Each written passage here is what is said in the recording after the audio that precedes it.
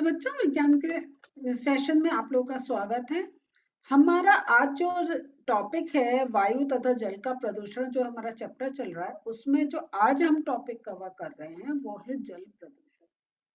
हम लोगों ने इससे पहले जितने सेशंस थे उसमें हम लोगों ने समझा कि किस प्रकार वायु में प्रदूषण होता है। आज का जो टॉपिक है वो जल प्रदूषण से रिलेटेड है। तो देखिए, प्रदूषण हमारा विभिन्न प्रकार के हैं। वायु प्रदूषण है, जल प्रदूषण है, सॉइल पर हमारा प्रदूषण है, मृदा प्रदूषण। तो इस प्रकार हम देख रहे हैं कि प्रदूषण विभिन्न प्रकार के होते हैं, उनके कारक विभिन्न विभिन्न प्रकार के होते हैं, उनका इफेक्ट भी विभिन्न प्रकार का होता है। तो आज जो हमारा टॉपिक है वो है जल कैसे प्रदूषित हो रहा है, कारण क्या है, उससे कैसे बचा सकते हैं अपने को, यही सब हम आज के टॉपिक में समझेंगे। क्या करते हैं, बुक खोल लें? चलिए खोल लेते हैं अपनी बुक। तो बच्चों, जैसा आप लोगों ने पहले भी कक्षा में पढ़ा हुआ है कि जल जो है वो एक बहुमूल्य साधन। हमने वायु के बारे में भी यही बात कर रही थी, लेकिन वायु जैसा हमने समझा था कि वायु के बिना तो हम कुछ सेकंड्स बाद जीवित नहीं रह सकते। ये जरूर है कि जल के बिना हम कुछ समय तक जीवित रह सकते हैं, लेकिन बहुत अधिक समय तक अगर जल नहीं प्राप्त होगा तो जीवन को हानि हो सकती है। और उससे ज्यादा हम लोग ये पहले भी पढ़ चुके हैं कि जल, हाँ, अगर हमें जितनी क्वांटिटी में चाहिए और जिस रूप में चाहिए अगर नहीं मिलता है तो हमारा जो डेली रूटीन है वो कितना ज्यादा इफेक्ट उस पर पड़ता है। आप लोगों ने पहले पढ़ा हुआ है कि अगर आपको एक बाल्टी ही मिल रहा है पानी, तो आप घर का काम कैसे करेंगे, कैसे आप अपना पूरा काम, जहाँ जहाँ लोगों को जल नहीं मिलता है वो किस प्रकार दूर दूर से जल लेकर आते हैं और कितनी कठिनाई से अपना जीवन व्यतीत करते हैं। तो यहाँ पे हम ये देखते हैं कि जल की आवश्यकता, अगर हम सुबह उठते हैं और जब तक हम सोते नहीं है तब तक हमें जल की आवश्यकता कहीं ना किसी रूप में पड़ती है। और इवन सोते हुए भी कभी कभी हमें प्यास लगती है और फिर हम जल पीते हैं। तो जल का उपयोग अगर हम देखें हमारा विभिन्न जगह है। घर में देखें तो क्या है, खाना बनाना, सफाई करना, कपड़े धोना, कितनी चीजों में जल चाहिए होता है। और ऐसी ही हम कोई ऐसा क्षेत्र नहीं सोच सकते हैं जहां पे जल की आवश्यकता नहीं होती है।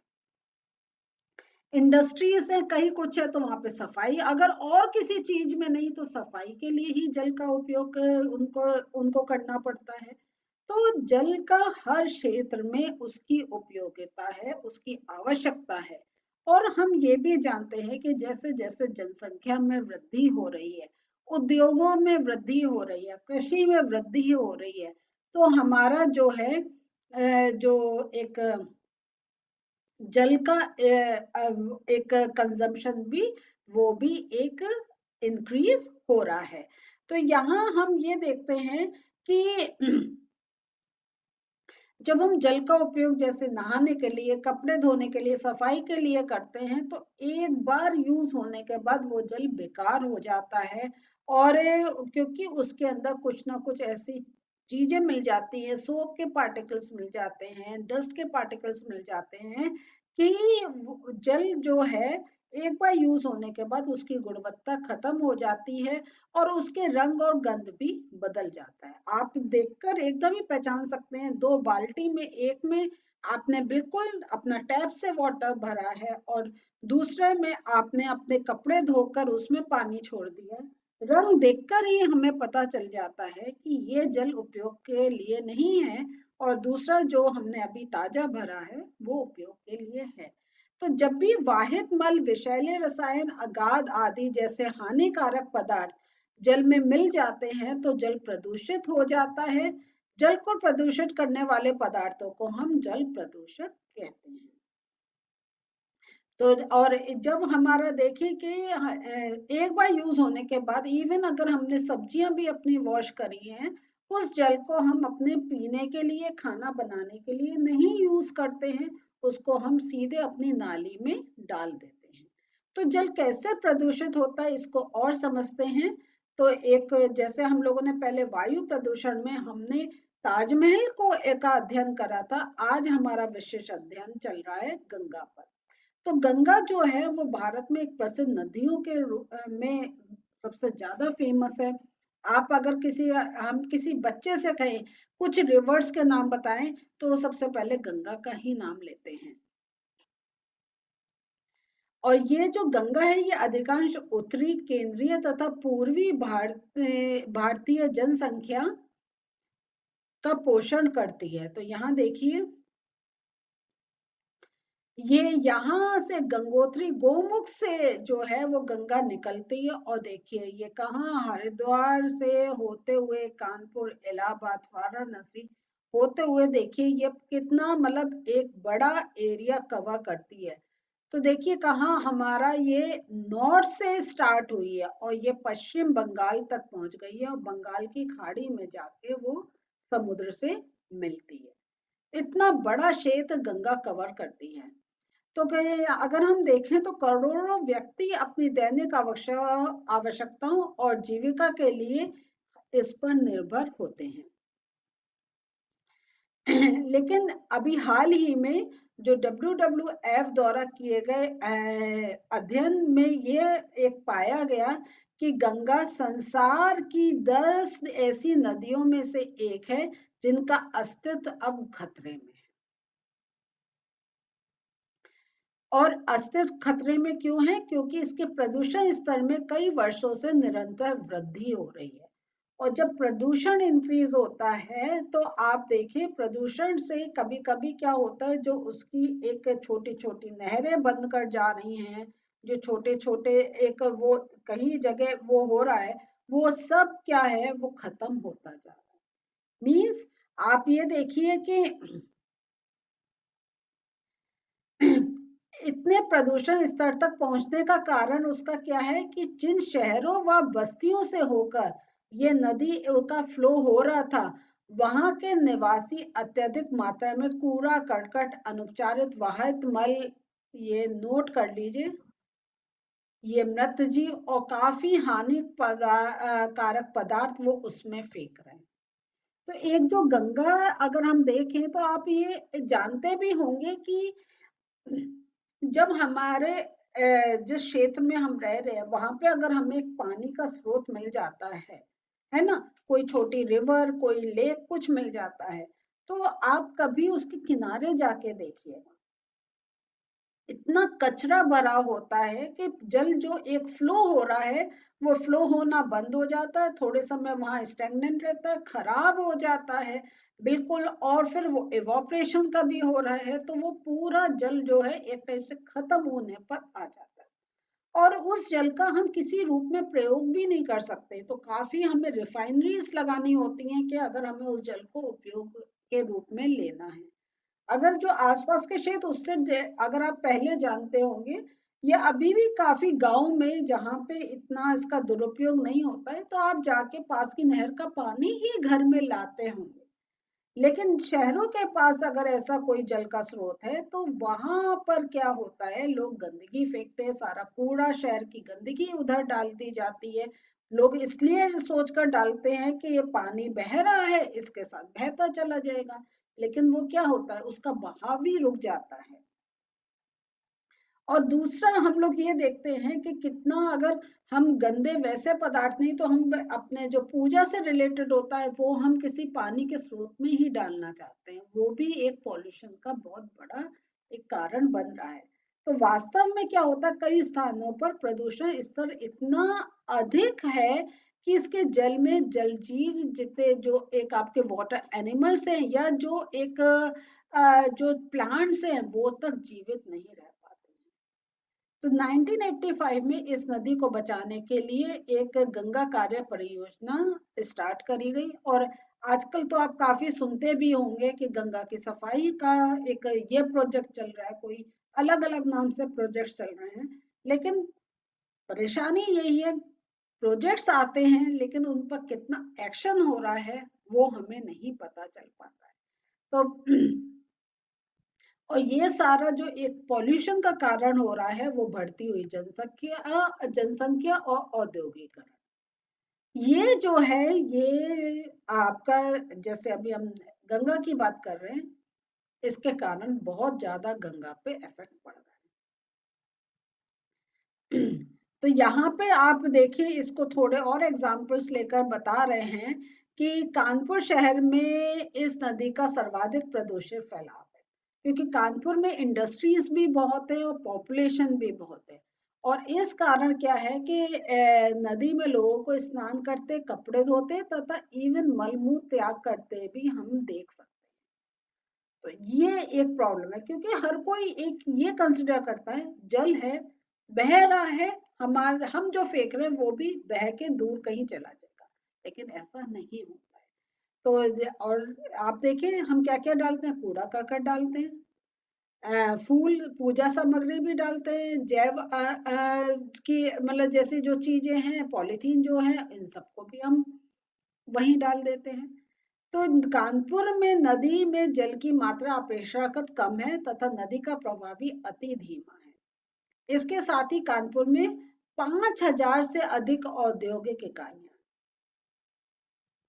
और ये जो औद्योगिक इकाइयां हैं ये उर्वरक की भी हैं, अपमार्जक की भी है, चर्म तथा पेंट की फैक्ट्रियां भी सम्मिलित हैं। और ये जो है ये सब जो इंडस्ट्रियल, इसको हम कहते हैं इंडस्ट्रियल वेस्ट, ये सब हमारा गंगा में जा रहा है। ये हम स्पेसिफिक गंगा, वो भी कानपुर का हम स्टडी कर रहे हैं। तो यहाँ पे ये देखिए कि अब है कुछ हमारे प्रश्न है, नदी के जल के प्रदूषण के लिए उत्तरदायी कारक क्या है, गंगा नदी की पूर्व गरिमा को प्राप्त करने के लिए क्या उपाय किए जा सकते हैं, कूड़े करकट आदि का विसर्जन किस प्रकार नदी के जीवित प्राणियों को प्रभावित करता है। ये आपके सामने प्रश्न है जिनके उत्तर आप जरूर सोचिएगा। थोड़े हम आपको बता दे रहे हैं कि प्रदूषण के लिए उत्तरदायी हम ही लोग हैं, हम ही लोग जाके वहां पे डाल रहे हैं। तो हर इंसान कहे हम नहीं डालेंगे तो बहुत कुछ प्रदूषण रुक जाएगा। और अगर हमें पूर्व गरिमा उसकी चाहिए तो सबसे पहले तो जो उसमें हम पॉल्यूटेंट्स डाल रहे हैं उन पर हमें रोकथाम करनी चाहिए। फिर उसका जहां जहां फ्लो रुका है, क्योंकि कई जगह आप ये सुनते होंगे, यहाँ पहले एक तालाब था, यहाँ पहले एक वाटर सोर्स था, लेकिन अब वहां बिल्डिंग बन गई। कितने एरिया जहां देखते हैं पानी कम हो रहा है, वहां पे कुछ ना कुछ एक इंडस्ट्री खड़ी हो जाती है, कोई ना कोई आपकी बिल्डिंग का निर्माण हो जाता है। उसे रोकना चाहिए।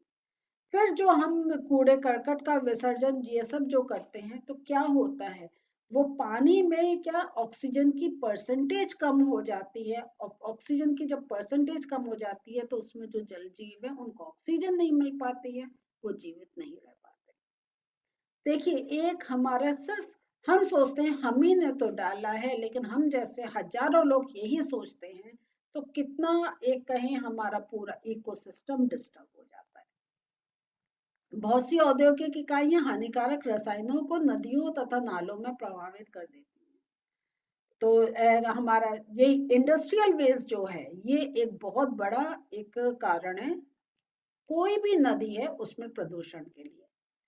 तो यहाँ पे फिर हम वही देख रहे हैं कि जो हमारी तेल रिफाइनरीज हैं, कागज की फैक्ट्रियां, बस चीनी मिलें एवं रासायनिक फैक्ट्रियां, ये सब जो है इनके ये सब का जो प्रोडक्शन है इनमें कुछ ना कुछ केमिकल यूज होता है, और ये केमिकल का यूज फिर जितना एक वेस्ट प्रोडक्ट होता है वो नदियों में या जैसे कानपुर में गंगा में बहा दिया जाता है। तो ये जो हम जो रसायन जो नदियों में बहाते हैं इसमें आर्सेनिक, लेड और फ्लोराइड होते हैं, और इससे क्या होता है पौधे तथा पशुओं में अविष्टता उत्पन्न हो जाती है और उनके जीवन को हानि होती है। तो यहाँ पे फिर सरकार कूदती है और वो कुछ ना कुछ एक रूल्स लेकर आती है कि कैसे हमें एक, जब हम किसी वाटर सोर्स में अपना वेस्ट डालना चाहते हैं, लेकिन उससे पहले हमें उसका ट्रीटमेंट करना चाहिए कि एटलीस्ट केमिकल्स उसमें नहीं जाए, जिससे जो उसमें जीव जो प्राणी जो जल प्राणी जो अंदर उसमें रहते हैं उनको कोई हानि नहीं हो। लेकिन जैसा आपकी बुक में भी क्लियर लिखा है कि प्राय क्या होता है, इन नियमों का पालन नहीं किया जाता। तो अशुद्ध जल से मृदा भी प्रभावित होती है, जिसके कारण उसकी अम्लीयता तथा कृमियों की वृद्धि में भी परिवर्तन हो जाता है। क्योंकि जो जल है वही जल तो फिर कहीं ना कहीं बहकर खेतों में जा रहा है, तो वो फिर वही उसमें जितने भी केमिकल्स मिले हैं वो सॉइल में मिल रहे हैं, तो सॉइल की जो एक फर्टिलिटी है उस पर इफेक्ट पड़ता है। तो हम एक कहीं कुछ एक कारण लेते हैं, लेकिन अगर उसका एनालाइज करें तो वो जो है वो काफी जगह इफेक्ट करता है। इंडस्ट्रीज का जैसे देखा तो वो धुआं उत्पन्न कर रही है तो वायु प्रदूषण हो रहा है, और उसका जो इंडस्ट्रियल वेस्ट है जब वो जल में मिल रहा है तो किसी ना किसी नदी को प्रदूषित कर रहा है। नदी के प्रदूषण से क्या हो रहा है, वो जो उसका जल किसी खेतों में जा रहा है वहां प्रदूषण हो रहा है, उसमें जो जीव जंतु रह रहे हैं उस जल में उन पर भी इफेक्ट कर रहा है। तो काफी कुछ हमारा अगर देखें, एक जो डेवलपमेंट में जो इंडस्ट्रीज हमारी डेवलप हुई हैं वो प्रदूषण का भी कारक बन रही है।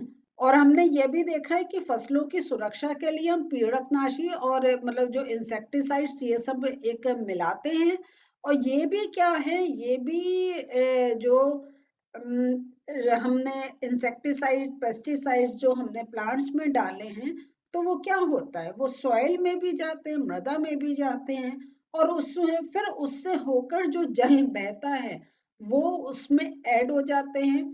तो सॉइल में हमने जो एक केमिकल्स डाले हैं वो जल में भी मिल जाते हैं, और वहां पे भी इस प्रकार जल एक और कारण बन जाता है प्रदूषण उसमें होने का।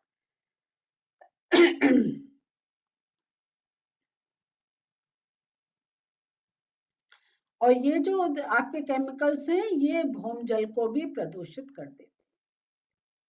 तो आपने ऐसे तालाबों को देखा जो दूर से देखने पर हरे प्रतीत होते हैं, तो वहां ये जो हरे प्रतीत होते हैं उनमें एल्गी उत्पन्न हो जाती है, शैवाल उत्पन्न हो जाते हैं, और उन उर्वरकों में उपस्थित नाइट्रेट एवं फॉस्फेट जैसे रसायनों का अधिकतर मात्राओं के कारण होता है ये, कि वो वहां पे ये एल्गी का प्रोडक्शन होता है।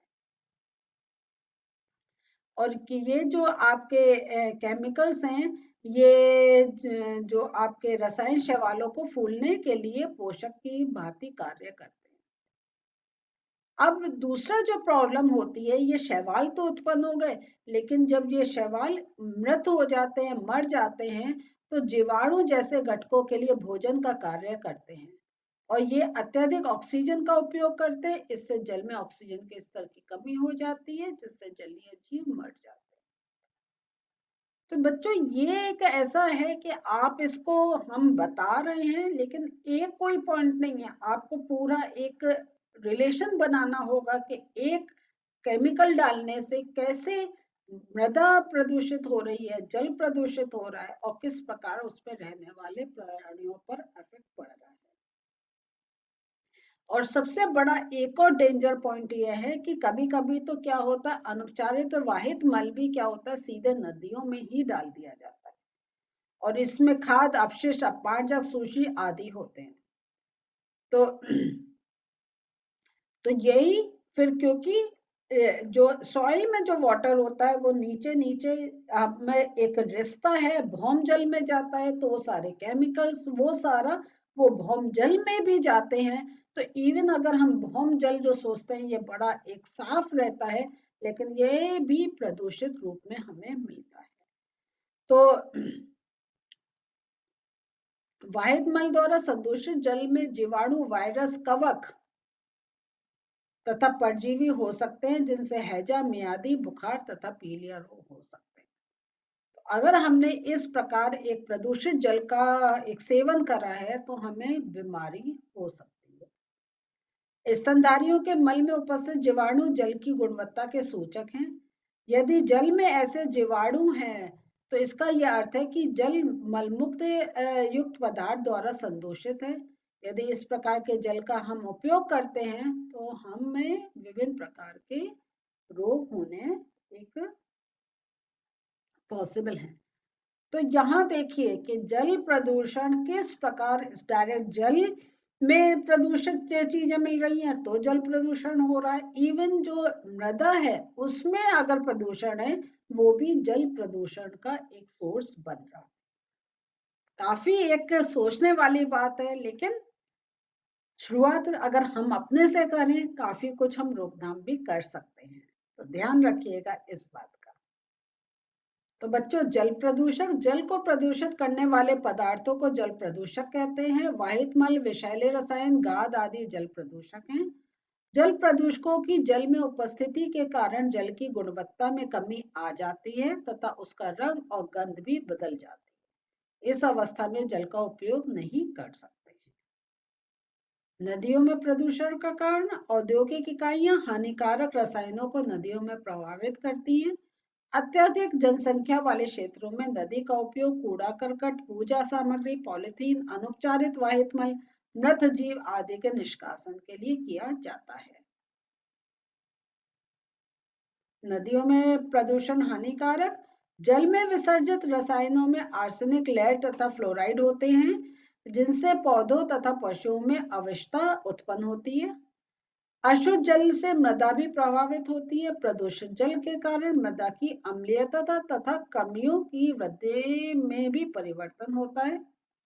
प्रदूषित जल में शैवाल उग जाते हैं। मृत शैवाल जीवाणुओं के लिए भोजन का स्रोत होते हैं तथा अत्यधिक ऑक्सीजन का उपयोग करते हैं।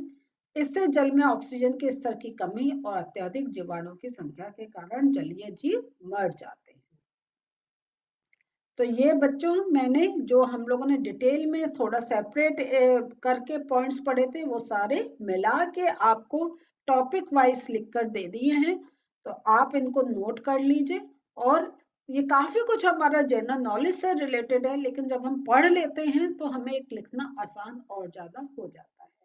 तो करते रहे, कोई रटने वाली चीज नहीं है, बस ये समझने वाली चीज है। और काफी कुछ तो हम जानते भी हैं कि किस कारण ये पर्टिकुलर प्रदूषण हो रहा है। तो चलिए मिलकर इसको कंट्रोल भी हम ही कर सकते हैं। मिलते हैं नेक्स्ट सेशन में। बाय।